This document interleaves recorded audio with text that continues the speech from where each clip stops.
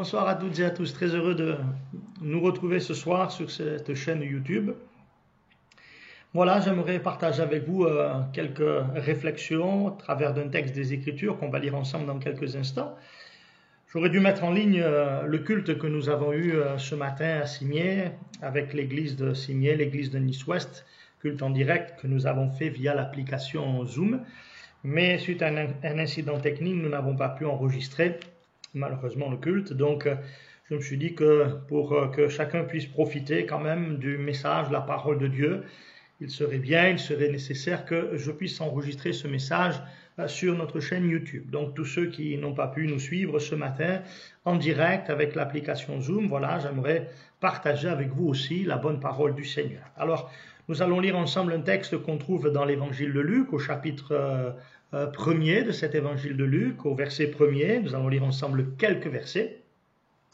Voilà ce que nous trouvons ici dans ce texte. Plusieurs ayant entrepris de composer un récit des événements qui se sont accomplis parmi nous, suivant ce que nous ont transmis ceux qui ont été des témoins oculaires dès le commencement et sont devenus des ministres de la parole.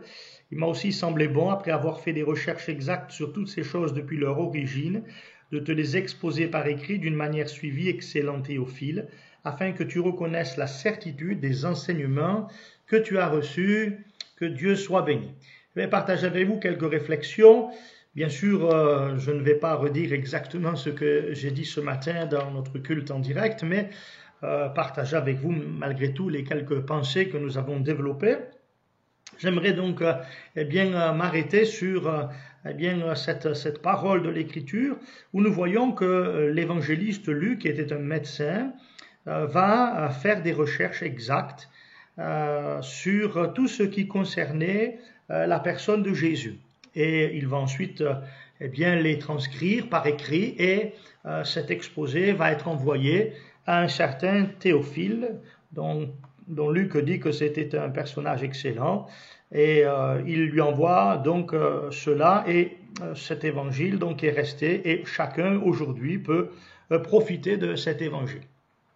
Il a donc signalé qu'il avait fait des recherches exactes et le sujet principal de ces recherches était bien sûr la personne de Jésus. Il a cherché d'une manière minutieuse, d'une manière appliquée, tout ce qu'il pouvait savoir, connaître de la personne de Jésus. Il est allé voir les témoins oculaires, il a certainement questionné, il s'est renseigné ici et là, et toutes ces recherches, il les a ensuite retranscrites dans cet évangile de Luc. La Bible dit qu'il l'a fait depuis le départ jusqu'à la mort et la résurrection du Seigneur Jésus. Ainsi, Luc va nous présenter des choses qui concernent la personne de Jésus. J'aimerais ce matin que nous puissions aussi, ce soir, j'aimerais que nous puissions aussi nous attarder sur la personne de Jésus. J'aimerais vous présenter ce Seigneur extraordinaire, ce personnage unique, ce personnage comparable à nul autre que l'Évangile nous révèle. Il est le sujet principal des recherches de Luc et j'espère que pour nos vies aussi, Jésus est l'objet de toute notre attention. Nous recherchons ce qui le concerne dans les Écritures et nous le faisons d'une manière appliquée afin de mieux le connaître et de pouvoir davantage l'aimer et le servir comme nous devons le faire. Ainsi, Luc va donc nous parler de la personne de Jésus. Vous savez que toutes les Écritures s'orientent vers cette personne qui est le Fils de Dieu, qui est Jésus, notre Sauveur. Jésus lui-même dira aux Juifs, vous sondez les Écritures parce que vous pensez avoir en elles la vie, et ce sont elles, les Écritures, qui rendent témoignage de moi. Ainsi, les Écritures nous révèlent la glorieuse personne de Jésus. Alors, que nous révèlent les Écritures sur le Seigneur? La première chose que j'aimerais souligner, sur laquelle j'aimerais m'arrêter, c'est cette parole que Jésus va donner à ses disciples. Il dira, en ce qui le concernait lui-même, il dira qu'il était doux et humble de cœur. Doux et humble de cœur. Nous avons là un trait de son caractère, Jésus qui manifestait dans sa vie, dans son ministère, de la douceur et de l'humilité. La douceur et de l'humilité. Ah, la douceur, c'est quelque chose d'extraordinaire. Et cette douceur que Jésus a manifestée était bien irrésistible. On ne pouvait pas rester insensible à la douceur de Jésus. Soit bien on résistait à cette douceur, on repoussait, soit bien on recevait cette douceur de Christ et bien sûr pour notre bien. Ainsi Jésus a été doux de cœur.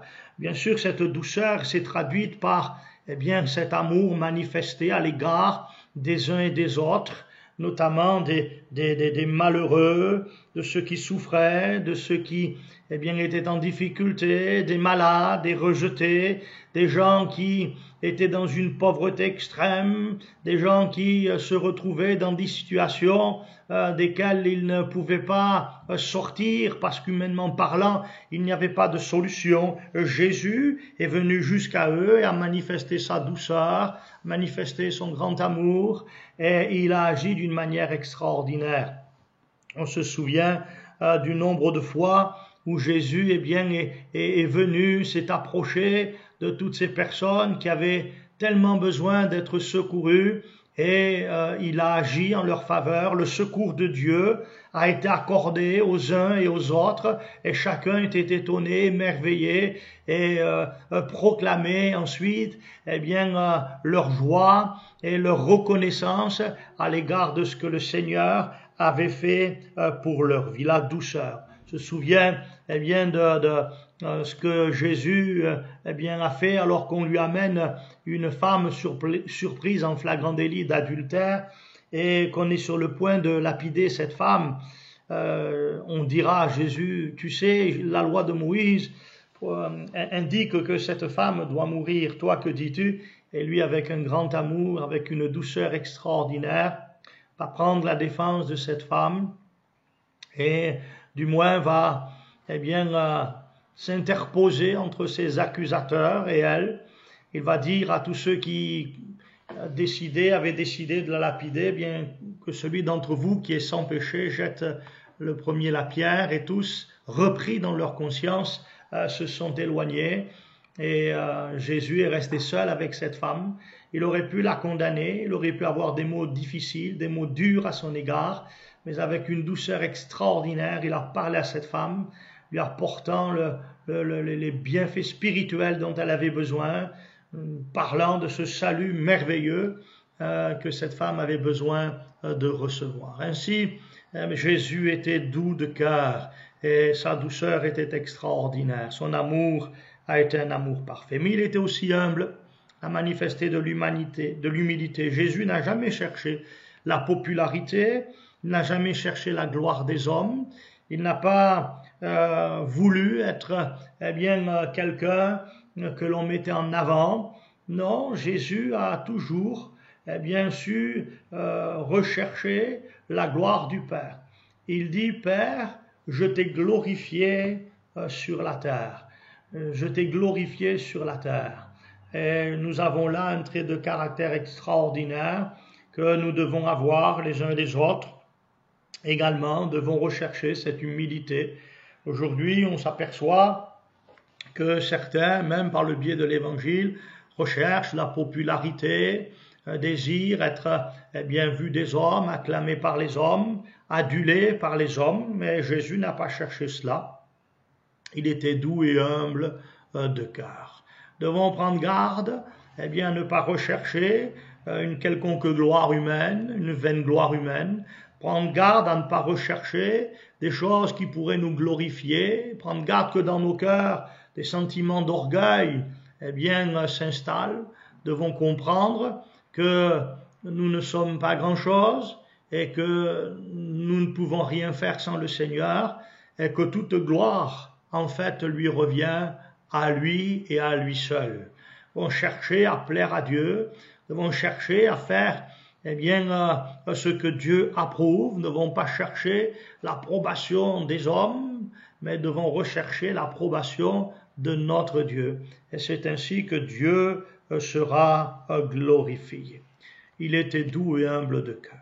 Si je vais un petit peu plus loin dans l'évangile de Jean, chapitre 4, verset 34, eh bien, Jésus parle avec ses disciples et il va leur dire une chose très importante. Il va leur dire: ma volonté, du moins ma nourriture, est de faire la volonté de celui qui m'a envoyé. Ma nourriture est de faire la volonté de celui qui m'a envoyé. Avons là, eh bien, la volonté marquée de Christ. Quelle était sa volonté? La volonté de Jésus était de faire la volonté du Père, d'accomplir ce que le Père lui demandait d'accomplir. Il a été envoyé pour faire cette volonté et tout au long de sa vie, il s'est appliqué à exécuter dans sa vie la volonté du Père. Il dira du Père, il dira par rapport au Père: je fais toujours ce qui lui est agréable. Je fais toujours ce qui plaît à Dieu. Ainsi, eh bien, nous devons comprendre les uns et les autres que Jésus a été pour nous un exemple parfait. Il ne s'est jamais détourné de la volonté de Dieu. Il a toujours fait la volonté du Père, la volonté de Dieu, et je crois que cet exemple que le Seigneur nous a laissé, nous devons le suivre. Devons chercher la volonté de Dieu, devons chercher à la connaître, mais ensuite nous devons chercher à l'appliquer à notre vie, devons l'appliquer eh bien, à notre quotidien. Lorsque Epaphras, compagnon de Paul, priait pour l'église de Colosse, il disait dans sa prière, il priait dans ce sens, il disait, Paul dit de lui: il ne cesse de combattre pour vous dans ses prières, afin que, parfait, pleinement persuadé, vous persistiez dans une entière soumission à la volonté de Dieu. Voyez-vous, donc ces hommes avaient compris l'importance de se soumettre à la volonté de Dieu, de faire la volonté de Dieu. Et Epaphras priait pour que les Colossiens soient pleinement persuadés, mais surtout qu'ils persistent dans cette entière soumission à la volonté de Dieu. Ce soir, comprenons que nous devons rechercher la volonté de Dieu et l'appliquer à notre vie dans ce qui pourrait sembler être les grandes lignes de notre vie, comme dans ce qui semble être les détails, on va dire le quotidien de notre vie. Nous sommes appelés à connaître la volonté de Dieu et à la mettre en pratique dans notre vie. Chercher la volonté du Père. La volonté du Père qui est bonne, agréable et parfaite. Voyez-vous, quelquefois, on hésite. Quelquefois, on pense que la volonté de Dieu, c'est pas celle que nous souhaitons. Mais si c'est la volonté de Dieu, elle sera bonne, agréable et parfaite. Dieu ne se trompe pas, il a toujours raison et nous devons accepter de nous soumettre à la volonté de Dieu. Quelquefois, la volonté de Dieu, elle peut aller à l'inverse de la nôtre. Nous ne voulons pas, alors nous soumettre forcément parce que on pense que notre volonté est meilleure, mais la volonté de Dieu est toujours meilleure. Et écoutez ce que dit l'Écriture, c'est Job qui disait, dans son livre, j'ai fait plier ma volonté aux paroles de ta bouche. J'ai donc fait ce que Dieu me demandait et il a mis sa volonté de côté pour faire ce que Dieu lui demandait de faire. Que Dieu nous trouve ainsi dans ce désir de faire toujours la volonté du Père. Et puis, si je vais un petit peu plus loin, quant à ce personnage extraordinaire qu'est Jésus, on pourrait parler aussi de son œuvre. Dans Jean chapitre 12, nous pouvons faire aussi une lecture ensemble. Jean chapitre 12, le verset 23. Jésus leur répondit: l'heure est venue où le Fils de l'homme doit être glorifié. en vérité, je vous le dis, si le grain de blé qui est tombé en terre ne meurt, il reste seul, mais s'il meurt, il porte beaucoup de fruits. Celui qui aime sa vie la perdra, celui qui est sa vie dans ce monde la conservera pour la vie éternelle. Si quelqu'un me sert, qu'il me suive, et là où je suis, là aussi sera mon serviteur. Si quelqu'un me sert, le Père l'honorera. Maintenant, mon âme est troublée. Et que dirais-je? C'est Jésus qui parle. Et que dirais-je? Père, délivre-moi de cette heure. Mais c'est pour cela que je suis venu jusqu'à cette heure. Père, glorifie ton nom. Alléluia. C'est pour cela que je suis venu, dit Jésus, jusqu'à cette heure. Il est venu accomplir une œuvre et il va la réaliser, cette œuvre, d'une manière parfaite. Et cette œuvre, vous l'avez compris, nous sommes là dans une heure particulière. La croix se dresse à l'horizon. Jésus sait qu'il va bientôt passer par la mort de la croix. Et il dit, mon âme est troublée, mais je suis venu pour cette heure. Je suis venu pour ça. C'est la raison même de ma venue sur la terre des hommes, aller jusqu'à la mort de la croix. Et l'œuvre de Jésus, c'est d'abord et avant tout l'œuvre expiatoire de la croix. La mort expiatoire de la croix. Jésus qui meurt pour nos péchés. Nous avons là un point essentiel, le point central de l'évangile, la croix de Christ. Jésus est mort pour nos péchés. Il est mort pour vos péchés, il est mort pour mes péchés. Il a donné sa vie pour nous sauver. Il s'est donné entièrement, il n'a pas hésité un seul instant. Il aurait pu refuser, il aurait pu éviter, mais il ne l'a pas fait par amour pour nous. Il est allé jusqu'à la mort de la croix. Christ s'est livré pour nos péchés. C'est là qu'il a expié nos péchés. Et quand on lève au message de l'évangile, le message de la croix, on lève sa raison d'être. Jésus est venu pour sauver les pécheurs. Et comme la parole de Dieu révèle que nous sommes tous des pécheurs, Jésus donc est mort pour tous. Et il est mort pour sauver tous les pécheurs. C'est évident que cela n'est pas toujours reçu, accepté. Il y a beaucoup de personnes qui ne veulent pas du message de la croix, parce que le message de la croix met en évidence l'horreur de nos péchés, ça met en évidence le fait que nous sommes des pécheurs, et ça produit en nous la révélation de la croix, le désir d'une véritable et d'une sincère repentance. Or, beaucoup aujourd'hui ne veulent pas de la repentance. Ils ne veulent même pas en entendre parler. Certains, ils veulent de la bénédiction de Dieu. Certains veulent que Dieu agisse dans leur vie. Certains veulent que Dieu intervienne d'une manière extraordinaire dans leur vie. Mais ils ne veulent pas du message essentiel qu'est la repentance et le salut par la foi en Jésus et en Jésus seul. Pierre a dit, il n'y a de salut en aucun autre, car il n'y a sous le ciel aucun autre nom qui ait été donné parmi les hommes, par lequel nous devions être sauvés. Ce nom, c'est le nom glorieux de Jésus, celui qui est mort sur la croix, en expiant nos péchés par son sang, qu'il a lui-même versé. Alléluia. Et c'est ainsi que, la croix, elle est un élément indispensable du message de l'évangile. Nous continuerons à prêcher la croix, cette croix qui reste debout, qui reste dressée depuis 2000 ans et que personne n'a été en mesure de renverser. Elle reste encore debout, annonçant à tous les hommes pécheurs qu'ils ont besoin de se repentir et qu'à la croix, leur péché a été expié, que Dieu pardonne au travers du sang de Jésus le péché confessé, et c'est ainsi que le salut peut devenir une réalité pour chacun. Ah, mes amis, comprenez que nous avons un sauveur merveilleux. Ce Jésus qui a fait tant de bien, qui a béni tant d'hommes, tant de femmes, est venu pour cette œuvre-là. Il est venu pour cela. Quand Pierre, s'est interposé en disant « À Dieu ne plaise, cela ne t'arrivera pas », Jésus a dit « Arrière de moi, Satan.